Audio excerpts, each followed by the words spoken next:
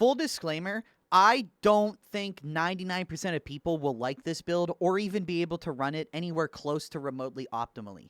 But I do actually think it is one of the best builds in the entire game, and I would be remiss to not cover it. So thanks to the changes to the stim crate, you can now get the stim effect from the crate without having the stim, which means you can crate, stim, and then get the stim off cooldown and crate again. And this leads to what I like to call the MMO parser playstyle, where you can see it does ridiculous amounts of damage and it gives ridiculous amounts of ultimate to your team. Now, allow me to explain to you how this works and to prove to you that this isn't like Psycanium-only chicanery, because I was playing Havoc 40 with this like all night last night, and it doesn't just work. It works really well if you can manage it. So, here's the general gist. With the cooldown from the crate and the stim and chem dependency, you can see that we are, oh, and CDR and the curios, you can see that we are already at like 30 seconds by the time this wears off. Well, if we have 30 seconds, right, it doesn't matter how much you kill, unless it's with the chem grenade itself, but that's a special circumstance I'll talk about in a minute.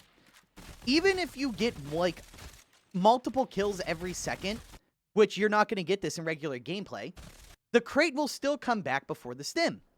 Which means, in regular gameplay, this is even easier to line up as long as you're conscious of the timings, that you can drop the crate, benefit from the crate, get the stim, and then benefit from a second crate, and look at just how fast the crate ticks down.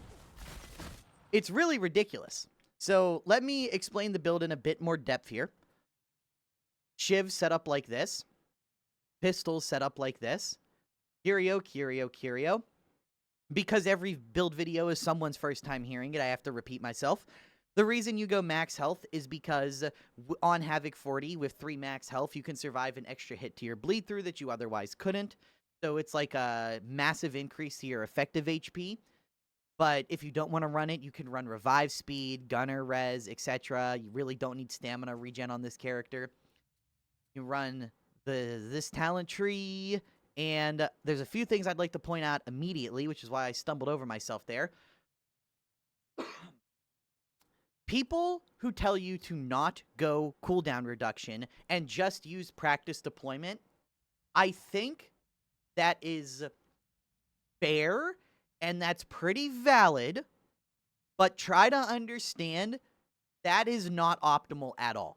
Because as I show with this clip here, just to get the idea in your head of how it works, it is very easy to align these cooldowns so that, because, right, let's say right here, let's say you're fighting in actual gameplay in Havoc, and right here, you just have to stop, you have to run from cover or whatever. This is fine. You still just drop the crate, and then whenever the stim comes off cooldown, stim and then drop that crate, and it still works. It's all about min-maxing the uptime on that.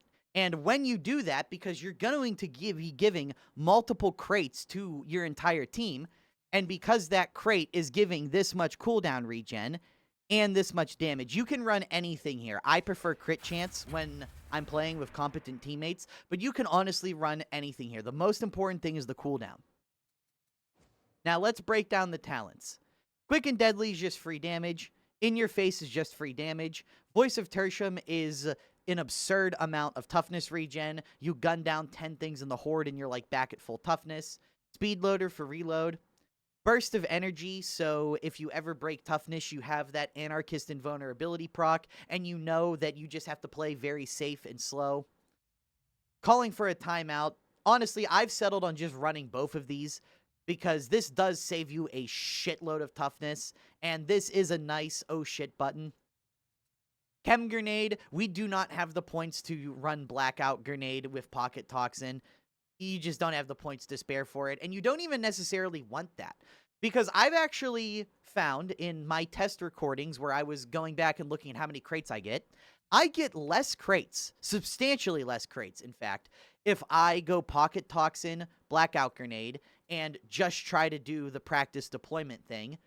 Because the way this works as is, you have 2 ruling cooldowns to think about. You have your stim cooldown, and you have your crate cooldown, and you have how they interact with each other. So you have to constantly be thinking, how do I get an extra crate or an extra stim, and how do I not let them overlap? Again, I don't think this build is for most people, but when you can work it correctly, it is unbelievably powerful. Nimble and Tis but his scrats, mostly so we don't have to spend points on this other shite. You can run Gunslinger Improved if your teammates make use of it, otherwise run Anarchist. I would avoid Booby Trap because it's honestly just not that strong. And this is another thing, I'm going to save it for the end of the video. I do not like the Booby Trap playstyle of doing this, where you, like, only take one stim, and then you just try to spam the Booby Trap as much as possible. I think this really needs a detonate button for that to work, if I'm being honest. The amount of times I would place the crate down, and teammates would either push forward, or enemies would push past the crate, and I didn't get all that much value out of it, was fucking ridiculous. Fat Shark, seriously, give this a remote detonation button. And even when it did work, it just wasn't that strong. It was like mid. It was like whatever.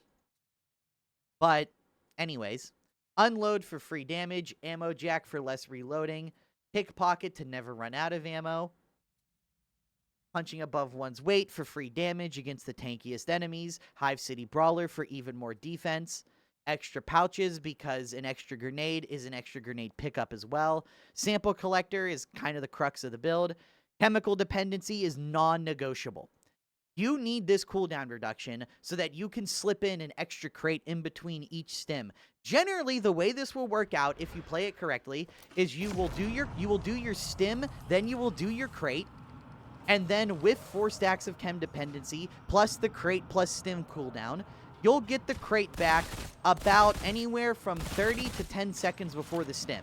If you get it 30 seconds before the stim, you just drop the crate, and then it will come back almost right away. Like, you'll probably snip off about 5 seconds of the crate cooldown. But that's fine, because you still got an extra crate in between the stim and the crate initially. I understand this is not the greatest explanation either. This is probably the most high concept build in the game with the most stuff to manage. But anyway, Chem Fortified because this damage reduction, plus this damage reduction, plus this damage reduction, plus this damage reduction, plus this and this toughness restore actually makes you rather tanky. Chem Enhanced because crits are the highest damaging things in the game, and somehow this one modifier ends up out DPSing this. Thank you, very cool. And if you're going to ask why no coded Toxmania Tox Renewal, I want to make a video talking about this package. I just don't think that this package is very strong in general. It's a 3-point investment for coded weaponry, which is just kind of not good. Toxmania, which, again, it's not like things that get toxin on them survive for very long. So this is also pretty mid. And Tox Renewal is nice, but it's only for a melee attack for, like, no real reason. If this was for both, it would be a lot better. This package is already not the greatest thing in the world, but this deserves its own video. Yeah, it's a pretty fast one because it's basically just... You can run this as a typical melee or a typical range build, though it is much stronger as a range build because melee kind of crutches on rampage and hyper-violence scaling.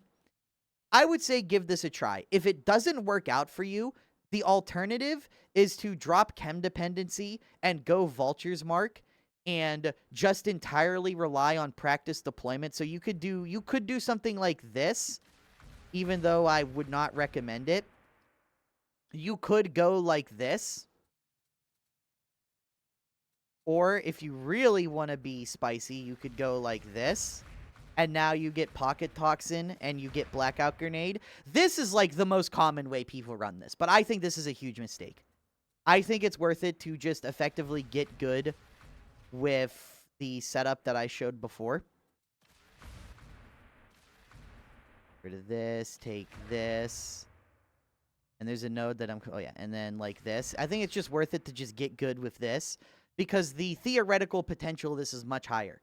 And last night I was playing Havoc 40 with a friend who was playing with the regular booby trap one stim spam playstyle, and it wasn't even remotely close. I got like 50% more damage than him. It was not even remotely close. And my friend who was playing the same build but with Vulture's Mark, I got like 15% more damage than him because I just got to do extra crates, which is your highest power point. You really do have to think about it like lining up a 2-minute burst window in an MMO game. If you've ever played Final Fantasy XIV, then you'll know exactly how to use this build correctly. If you have never tried to parse in an MMO before, uh, good luck, buddy.